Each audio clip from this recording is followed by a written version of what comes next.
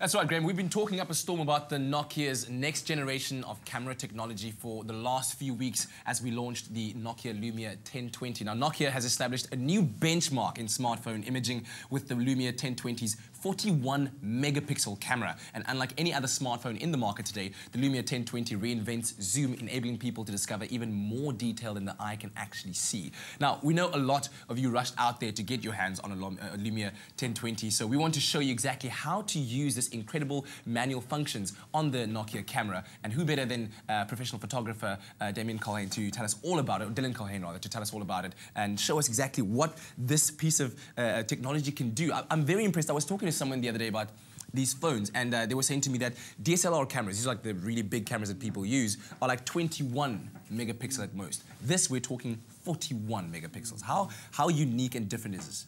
I mean, it's entirely unique. It just there's nothing else that really comes close, if you'll excuse me using their slogan like that. But if you look at sort of pixel quality, image quality side by side, it's becoming increasingly difficult to discern an image that's been taken on a 50,000 Rand DSLR and something that's taken on this. Yeah.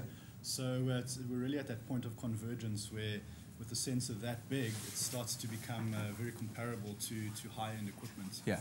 You've had a lot of time to play with the Lumia 1020. Tell me about some of the pictures you've taken with it. Well, they're brilliant, obviously.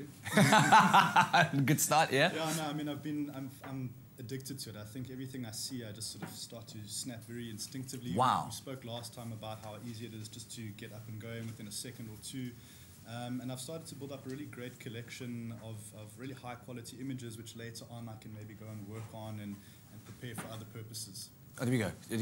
Sorry. So, I mean, we're looking at some of these pictures as we go on along there. I mean, it's incredible. This puts Instagram on a totally different level when you can take pictures like that and share them. But I guess, are these pictures, do you use them for your professional work as well? Yeah, I do. I mean, I use a range of different cameras in what I do, but I'm finding myself using this more and more. And I think we chatted last time about that exhibition that I was part of in Joburg, where I'd taken images that were created on this phone, and we were printing them sort of A1 size, giant, big framed pictures. And the proof's in the pudding, really, when you look at that. Yeah. Well, let's talk about that proof being in the pudding. You've brought the Lumia 1020 with you, as well as an attachment that really turns it into essentially a super camera. That's right. Yeah. I'm gonna hold the microphone for you. There we go. Well, what I've got here is a nifty piece of equipment called the Freelancer, and it does really two functions. As you see, it sort of connects very easily, just like that, and all of a sudden it starts to look a bit more like a camera and less like a phone, even though obviously all your phone functions are still intact. Yes. The two benefits are that you get extra battery charge in here. It actually is charging the phone as we speak, so you get up to 70% more battery time. And then also you'll notice the grip suddenly becomes a lot easier. It's easy to use with one hand. It's got that finger grip there.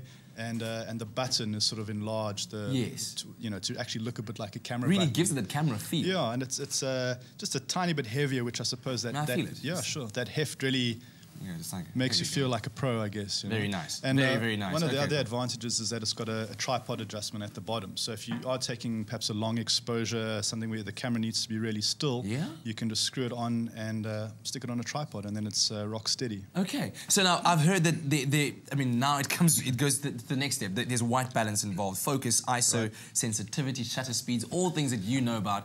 So take me through that and show me the power of this camera. Well, this is a great thing because now we're starting to really speak photographer's language, when we talk about all those things you mentioned, ISO, white balance, and so on. So I'm just going to give you a quick rundown of some of those manual functions and how they work. Yep. Let's do this. Thank you. There we go. This must be it. It's easier. Well, let's just go. You'll see at the top there, there's a range of different aspects you can change. So for starters, we've got flash, which we all know what flash does, but it's not only for something's dark. Sometimes just lighting it on the front, even when there's enough light like this, it can really just sort of make it pop out from the background. Yes. Then we've got something called white balance, and white balance is basically the idea that light is different colors, right? So now we're in this daylight environment, which is matched to look like outside. It's got a hint of a bluish tinge to it. Whereas tungsten, most of the old-fashioned light bulbs that people use, tungsten light bulbs, it's got a sort of orange hint to it. So you can see just by changing that white balance, you start to get a sort of a bluish hue versus an orange hue. And that can be really useful depending on the lighting conditions, whether it's overcast, whether it's a bright sunny day, whether it's indoors. You really want to get your whites to look white. Yes. And that's what that's for. Then we've got focus, and that's probably the most revolutionary thing about this camera, I would say. If you look, obviously with a digital camera, you're usually restricted to what the camera sees for you, and it selects what's going to be on focus. And we all know that sometimes it's frustrating because it's selecting the wrong thing. Yes. So here you can really do it yourself. If you choose a focus there, you can slide it along to either focus in the distance, sort of infinity, or really right up close. Wow, that depth of field. Just like that. Oh my word, that looks you're amazing. Learning the language already, depth of field, that's what we call it. So I think that's quite incredible for such a small lens to be able to separate the foreground and the background like that.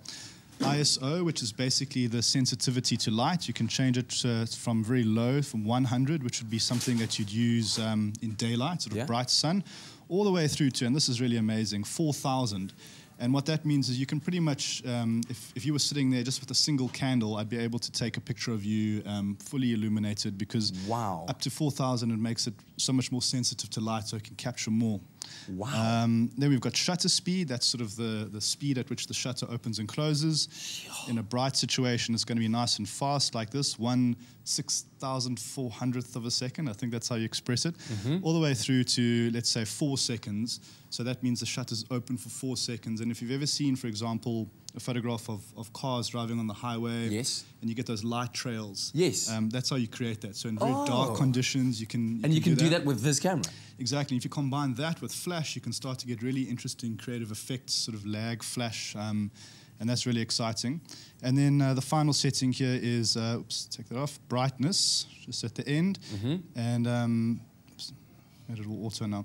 And then brightness just sort of as a default way to either brighten your image, it's obviously way overdone, to darkening the image. It's just for fine-tuning, really, if you want it a little bit brighter, a little bit darker. But the coolest thing is that you can call up all of these functions with one swipe, bring it up like that. Oopsie. Take it back to the camera. Just sort of swipe up like that. And all your functions are there to see. And the cool thing is, especially for people who are trying to get more into photography, a camera like this really gears you towards learning more. And you can actually see what happens as you're changing it. So, for example, there we've got our white balance, and as I'm changing it, you can see the different effect it's having. So you can start to learn what happens when you change certain things. So you can change it all as you go, one step at a time. You're learning the language of photography, and you're finessing your images to be able to be so much more creative and really create images that you want, rather than letting the camera, make all those decisions for you. Fantastic, Dylan. Wow, that's really, really amazing. So not just 41 megapixel, but a whole lot of power in that Nokia Lumia 1020. Now at least you know how to use it to its full effect. Thank you very much, sir. Welcome. My brain is still going so much to absorb, but thank you very much. We're going to take a very quick ad break. We'll be right back.